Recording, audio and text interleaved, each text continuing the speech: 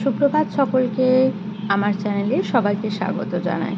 তো রোজকার মতন জিরে মৌরি জল দিয়ে স্টার্ট করলাম আজকের দিনটা। তারপর ছেলেকে স্কুলে দিয়ে এলাম। স্কুল থেকে এসে ডিটক্স ওয়াটার বানিয়েছিলাম, শসা, চিয়া সিড আর লেবু দিয়ে জলটা 2 ঘন্টা ভিজিয়ে রেখে বানিয়েছিলাম। তো সেটাই খাচ্ছিলাম, ঝাঁকিয়ে নিয়ে খেয়ে নিলাম। তো এই সিসিটা আমি মেসো থেকে অর্ডার করেছিলাম 1 সপ্তাহ আগে, কালকেই এসেছে। মাত্র 150 টাকা দাম নিয়েছে। কোয়ালিটিটা খুবই ভালো আর জিনিসটা খুবই সুন্দর দেখতে। এর আগেও নিয়েছিলাম। এটা হচ্ছে তোমার সকালের ব্রেকফাস্ট, যেটা আমি খাচ্ছিলাম 9:30টার সময়। যাতে ছিল oats, mix seeds, dry fruit আর কলা, আর যেটা ভিজিয়ে রেখেছিলাম দুধ দিয়ে প্রায় 2 ঘন্টার মতন। সকালে উঠে যেদিনকে ওটস খাবার হয় আমি সেদিনকে এটা ভিজিয়ে রেখে দিই। 2 ঘন্টা থেকে বেশি রাখলেও কোনো অসুবিধা নেই। দুধটা আজকে একটু কম হয়ে গিয়েছিলো, তাই জন্য এমন শুকনো শুকনো দেখতে লাগছিলো। তোমরা চাইলে এতে অন্য ফল দিয়েও খেতে পারো, অ্যাপেল খেতে পারো, আদারওয়াইজ যে কোনো একটা ফল নিয়ে খেতে পারো। ঠিক আছে, তো বসে গেলাম খেতে। এখন 9:30 বাজে। তো এটা আমি খাচ্ছিলাম। এটা খেতে খুবই ভালো লাগে। আমি এতে কোনো চিনি বা মধু কিছুই অ্যাড করি না। এমনি ড্রাই ফ্রুটস থাকে। ড্রাই ফ্রুটসে তোমার কালো আঙুর থাকে, এমনি আঙুর থাকে, আলমন্ড থাকে, তারপর তোমার কাজু থাকে, আর কলা তো এমনি মিষ্টি। আর সিডসগুলো থাকে, সিডসগুলো তোমার হচ্ছে চিয়া সিডস থাকে, flax seeds, sunflower seed, pumpkin seeds, এগুলো থাকে। তো খেতে খেতে ভাবছিলাম যে ছেলেটার শরীরটা কেমন আছে। স্কুলে দিয়ে এসেছি, কতটা ভালো হলো। মেডিসিন চালু হয়েছে, এবার তাও যেন কীরকম মনে হচ্ছে। ও একটু ঘ্যানঘ্যানে হয়ে গেছে, তেমনভাবে খাচ্ছে না, খেতে চাইছেও না। আর গরমটাও ভীষণ পড়েছে। এমনিতেই ওর 1 সপ্তাহকাল পেটে ইনফেকশানের জন্য শরীরটা ভালো ছিল না।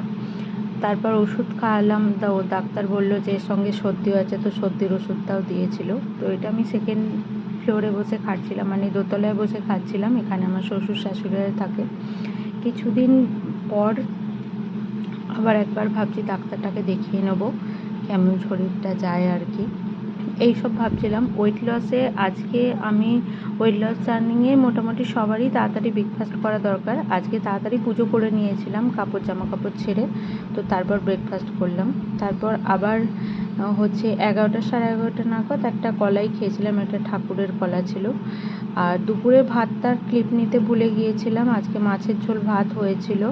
আর বিকালে খেয়েছিলাম দই, যেটা শুধু চাট মশলা দিয়েছিল। তারপর ওয়ার্কআউট করছিলাম। ওয়ার্কআউটে দেখো ঘেমে নিয়ে কী অবস্থা হয়ে গেছে। 20 মিনিটের ব্যায়াম করেছিলাম, কার্ডিও এক্সারসাইজ, আর 10 মিনিটের তোমার পেটের ব্যায়াম করেছিল। আমার মাথার দিকে তাকিয়ে কেউ হাসবে না। আমি একটা থাইরয়েড পেশেন্ট, তাই আমার মাথার সামনের দিকটা চুল অনেক দিনই উঠে গেছে।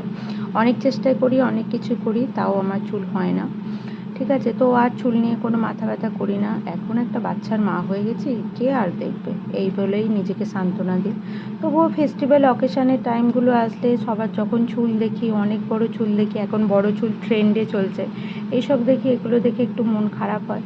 তারপর ভাবি সামনের চুলগুলো একবারে উঠে গেলে তারপর নয় উইভস পরে নেবো কিছু টাকা খরচা করে।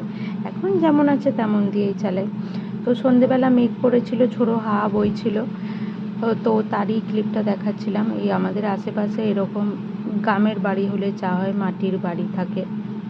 ওই বাড়িটা হচ্ছে 150 বছরের পুরানো। বৃষ্টি হচ্ছিল না, শুধু হাওয়াই দিচ্ছিল। এখানে মা, বড় মারা সবাই বসে গল্প করছিল। আমার ছেলে ওদের সঙ্গেই গেছে নিচে। ওর শরীরটা ভালো নয় খুব একটা, তাই জন্য একটু ঘিনঘিন ঘিনঘিন করছিল। আবহাওয়াটা দারুণ, একটু বৃষ্টি হলে ভালো হয়। বৃষ্টি না হলে গরমটা কাটেও না, যেমনকে তেমনই থাকে। সন্ধ্যার দিক তো হালকা হাওয়াতেও আকাশটা বেশ ভালোই লাগছিল। তো সন্ধ্যা কাটে যাবার পর নিয়ে বসেছিলাম 1 কাপ কফি উইদাউট সুগার, দুধ আর কফি। এটাই ছিল আমার আজকে রাত্রিরের ডিনার। এটা খেলেই আমার পেটটা ভর্তি থাকে, আর কিছু খেতে লাগে না। তো আজকে এখানে তখন বাবা মা সবার সঙ্গে বসে গল্প করতে করতে চা খাচ্ছিলাম। আর এই পাশে আমার শাশুড়ি আর আমার ছেলে বসেছিল। তো এই রকমভাবেই কাটছিল গল্প করে সন্ধ্যেটা। তো সন্ধ্যেবেলা মিটে যাওয়ার পর রাত্রিরে ছেলেকে খাওয়ালাম, সাইল্যাক্স খাইয়েছিলাম। তো এরপর ও হাগিস পরে যেহেতু, তো ওর কোল ভাগগুলো একটুখানি পাউডার দিয়ে দিচ্ছিলাম, ক্যান্ডিড পাউডার। দেখো ওর শরীরটা এতটাই খারাপ যে ও কিছু করতেই চাইছিল না, মাথা পাতা নাড়ছিল, করছিল একদম। নাহলে অন্য টাইম ওর ভিডিও করি না আমি, ভিডিও করলে ও এত ছটপট করে, এত দুষ্টুমি করে যে ভাবাই যায় না। ওকে চুপ করে বসতে বলছিলাম, ও কিছুতেই চুপ করে বসছিল না। তেলও লাগাতে চাইছিল না, পাউডারও লাগাতে চাইছিল না। পাউডারটা লাগালে হাগিস থেকে যে ওভার হয়ে গেলে বা লাগলে সেটা র্যাশ বেরোনো। আর আমি এরকমভাবে আমার ছেলের পায়ে গায়ে আরে তেল মাখিয়ে দিই। এটা আমি প্রত্যেক দিনই করি, এটা আমার নিত্যদিনের ডিউটি। আমি কোনোদিনও ক্যামেরায় বন্দি করি না, কারণ কে কী ভাববে যে ছেলেকে মানে করছে।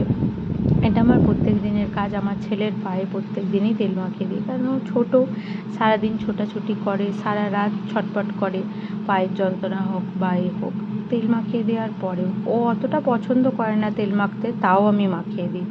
তেল মাখলে শরীরটা ভালো থাকবে। আর যেহেতু জ্বর এসেছিলো, সর্দি আছে, তার কারণে আরোই ঘষে ঘষে মাখিয়ে দিচ্ছিলাম। দেখো কিছুতেই মাখবে না। আর প্লিজ ও প্যান্ট পরে নেই বলে কেউ কিছু মনে করবে না।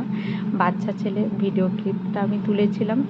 আমি ভেবেছিলাম দেবো না, তারপর ভাবলাম দিই। ডেলি ব্লগ যেহেতু, ওয়েট লস জার্নি যেহেতু, তাই জন্যই দিলাম।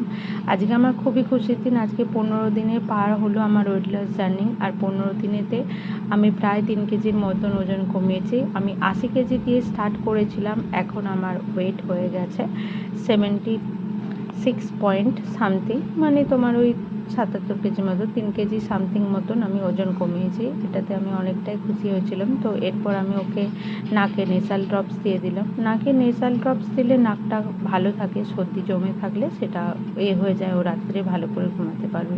প্রথমে চিৎকার করে, নিতে চায় না, বদমাইশি করে, তারপর ওকে বলি যে নিয়ে নে বাবা, একটা চকলেট দেবো, বললেই নিয়ে যায়। তো এই ছিল আজকের আমার ব্লগ। আজকে এখানেই ব্লগটা শেষ করছি। টাটা, গুড নাইট, দেখা হবে কালকে।